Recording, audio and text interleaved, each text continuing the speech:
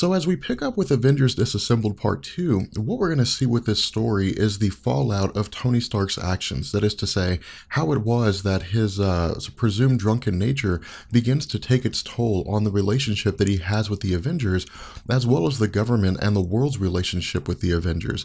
But what we're also going to do is we're going to pick up with the aftermath of She-Hulk and her rampage during the conflict at Avengers Mansion, and we're going to actually see that things begin to go from bad to worse. And so what we do as we start this story is we pick up with Tony Stark as he's speaking with the Chief of Staff. And what the Chief of Staff tells Tony Stark is that basically the president is distancing himself from Tony Stark, that Tony Stark's actions, that his tirade at the United Nations is going to be broadcast all over the world, and that the best thing Tony Stark can really do right now is tender his resignation, is to walk away from the position of Secretary of Defense. Now, the Chief of Staff doesn't necessarily say this directly in terms of Tony Stark being fired, but this is pretty much what he alludes to. He asks Tony Stark if he really has to ask for his resignation. And what this basically means with the Chief of Staff speaking on behalf of the president is that if Tony Stark doesn't tender his resignation, then Tony Stark's going to be fired.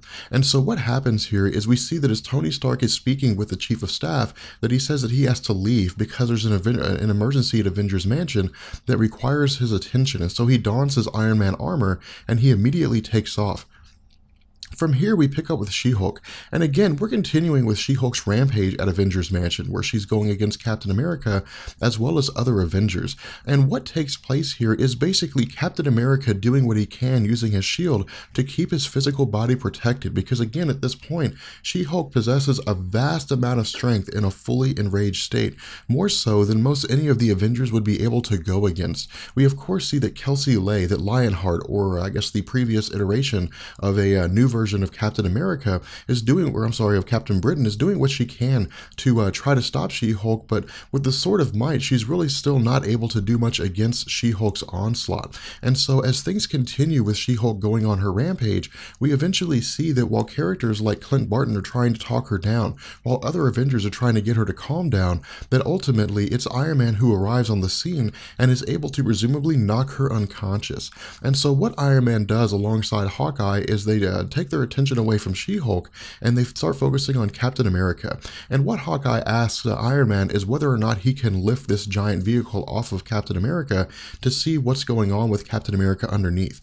And what Iron Man says is it'll take a couple seconds for his armor to magnetize, and once it's magnetized, he'll actually be able to pick up the vehicle and move it away, or at the very least push it over and make sure that Captain America is safe underneath. And this is what they find. They find that basically Captain America isn't he's not dead, he's not even unconscious, that his shield of course was able to keep him protected, but at this point we don't know what sort of physical injuries his body has sustained. But what we also do is we see that Sam Wilson has arrived, but he's holding Janet Van Dyne in her wasp form, in her very, very small form. And he says that the only thing he could really think to do was to pick her up, even though he knew he shouldn't have, but that he's going to try to get her to the hospital to get her some kind of medical treatment. But once we realize that Giant Man, that Hank Pym is on the scene, Hank Pym looks and sees that Janet Van Dyne is completely unconscious, that she is still stuck in her ant form, and this is very disconcerting to him. And so what he does is he picks up Sam Wilson, who is currently holding Janet Van Dyne, and takes her to the hospital. Now from here, we switch to the Beth Israel Hospital, where Sam Wilson and Captain America are currently getting medical treatment, and of course Captain America is having his shoulder popped into place, which is truly the only, I guess the only real damage he sustained at the hands of She-Hulk's onslaught. But what we also do as we see both Sam Wilson and Sam Wilson and Captain America talking about everything that's gone on so far, talking about everything that's taking place, trying to figure out what they're going to do, trying to figure out what else happened. But then we see Captain America asking the doctor how everybody else is doing. And so what we do is we get this brief explanation of some of the other characters. We of course see that Kelsey Lay, again Lionheart, is unconscious. She's in critical condition. And this is actually how her character will remain for the remainder of this Avengers Disassembled event. It won't be until after the event comes to an end that she travels back to London to re-undertake the role of Captain Britain and to keep protecting the city once more. But we also see that Jennifer Walters is now in some sort of stasis pod, that she's basically being kept unconscious by S.H.I.E.L.D. under the control of Nick Fury. We learn, of course, that Scott Lang is completely dead, that his body is presumably was completely incinerated, or at the very least, is in a condition where he's simply just kept in the morgue.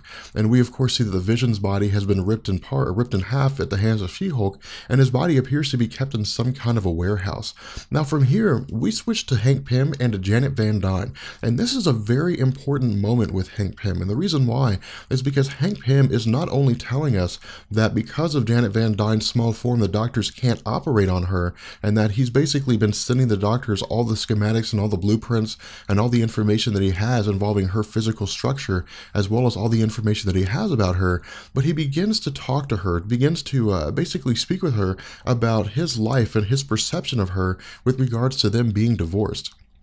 And what he tells us here is that in his life, he's made a lot of mistakes, that he's done a lot of different things, that he's been Yellow Jacket, he's been Giant Man, he's been Ant-Man. But the one thing that he laments the most is that of all of his actions, the one thing he'll be remembered for is that he created Ultron. Now this, I would go as far as to say, is a little callous on behalf of Hank Pym. And the reason why is because, as we know, Hank Pym had hit his wife. He had hit Jan Van Dyne. And the fact that he never addresses this, the fact that he says that he's never actually sorry about this, tells us that either he doesn't think that it's a major issue, or that he simply just doesn't remember it happening. But we know that he remembers it happening because it's brought up to him all the time. And so it seems as though this isn't really a concern for him. But again, he's kind of going through this grieving process. He's going through this state where he's trying to come to terms with the fact that Janet Van Dyne may very well die here. At this point, we transition back to Captain America, to Sam Wilson, to Iron Man, and to Hawkeye. And they're basically talking about the events as they've unfolded. They're talking about everything that's taking place here. Of course, they all unanimously agree that they're under attack, but the question is, who are they under attack by? What we also see Iron Man saying is that this is an incredibly bad day, but Hawkeye capitalizes on this and saying that it's not a bad day, that it's an extraordinarily bad day. And the reason why is because they are extraordinary people, whether it's because they have superpowers or whether it's because they simply have enhanced skills as compared to any other human being. The fact remains that because they are extraordinary people, they have either extraordinarily good days or they have extraordinarily bad days. But what Hawkeye also says is they had basically had this kind of a day coming, that it was only a matter of time before something like this happened. And again, the reason is because they basically go against a conflict, they focus on what's in front of them, and then as soon as the conflict is over, they move on to the next thing and never really focus on the aftermath. And he uses Jack of Hearts as a perfect example here, that when Jack of Hearts had taken off into space, presumably having blown up, they assumed that was just the case. They assumed that he had just blown up and that was it, and they had never done any investigation other than that. But come to find out, Jack of Hearts was apparently maybe survived his explosion, or at the very least, his body was not physically destroyed, and so he simply just showed up at Avengers Mansion and blew up the way that he always feared. Now, this is a very important thing that Hawkeye is saying when he says that it was the biggest fear that Jack of Hearts had, that he was going to explode. And the reason why is because as we progress further into this story, and we learn why the Scarlet Witch had gone crazy, we'll pick up on things about how she's basically manipulating the fears of people. Tony Stark being drunk at the United Nations was a fear that he had, and we saw that fear coming to fruition. But from here, we also see again that they start talking about the idea of Ultron. They start talking about the attack that had come from Ultron when Vision started spitting out all these different versions of Ultron. And what Sam Wilson does here is he says that maybe this was maybe some kind of contingency plan that Ultron had installed in the Vision, that whenever the Avengers had sent out a code white, which was their basically their code for desperation when they were at their worst moment, that the Vision would automatically, initiate this protocol that had previously been programmed in and by Ultron, and start spitting up these Ultron robots, which would allow for the almost immediate destruction of the Avengers. And the other Avengers seem to agree on this. Hawkeye and Captain America and Iron Man seem to agree that this may very well be a reasonable argument to make. But what Hawkeye also says is that they don't really know how to kill Ultron, and this is one of the reasons why this may be a true statement, that Ultron's artificial intelligence, they don't really know how it is that he sustains life. He says that it may be that Ultron keeps himself alive in Tony Stark's armor. There's really no way for them to know this. And so again, he says that when you look at the Avengers team, they have Bruce Banner on the Avengers, they had She-Hulk on the Avengers. They have these giant characters who are absolutely massive in their physical strength, but are mentally unstable. And then suddenly the Avengers are surprised when everything backfires. This is basically Hawkeye making the argument that, again, something like this was bound to happen. It was simply just a matter of time. But what we do is we see that as Tony Stark begins to tell the Avengers about about what had gone on at the United Nations, that Hank Pym shows up, and Hank Pym is absolutely livid. He immediately tells Tony Stark to tell everybody what had happened. But before Tony Stark is able to actually explain, Hank Pym tells the rest of the Avengers that Tony Stark was drunk, that he got up in front of the United Nations, threatened to kill the Latvian ambassador, and started lambasting other ministers. And again, Hawkeye says, or I'm sorry, Ant-Man says this was a total disaster. This was an absolute fiasco, and that Tony Stark had basically set into motion a series of events that would lead to the, I guess, disavowalment of the Avengers overall. But what Tony Stark says here is that he wasn't drunk, that he hadn't had any alcohol, that he had the feeling of being drunk, that he wasn't in control, but that he had not had any alcohol. So the question that has to be asked here is what's happened? And what he says here is he thinks that everything is connected. He thinks that the events with regards to Jack of Hearts blowing up the Avengers Mansion, he thinks Ultron attacking the Avengers Mansion, he thinks that She-Hulk flipping out and going to an enraged state, that all of these things are connected with Tony Stark going, or I guess presumably being drunk and freaking out at the United Nations.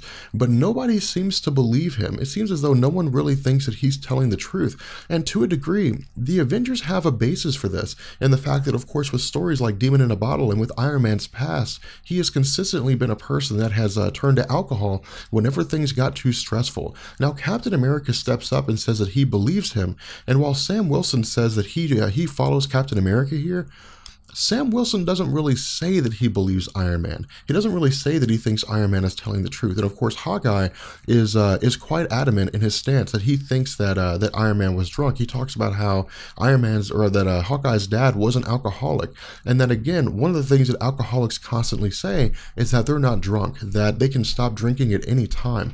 And so again, we basically see that as Iron Man is arguing with the Avengers, and the Avengers seem as though they don't believe what it is that Iron Man is saying, that Iron Man simply just leaves. What we also do is we pick back up with the Avengers Quinjet, or I guess the other Avengers, as they're landing in Central Park, as they're meeting with people, trying to figure out what's going on. And when they actually arrive back at the Avengers Mansion, what they see is that all of the reserve Avengers, everybody who was previously Avenger or is an Avenger and wasn't there, is now here, and they're trying to again figure out what all's going on. With that being said, we're going to go ahead and bring this video to an end. I hope you guys enjoyed it. If you did, let me know, and I will catch you guys later. Peace.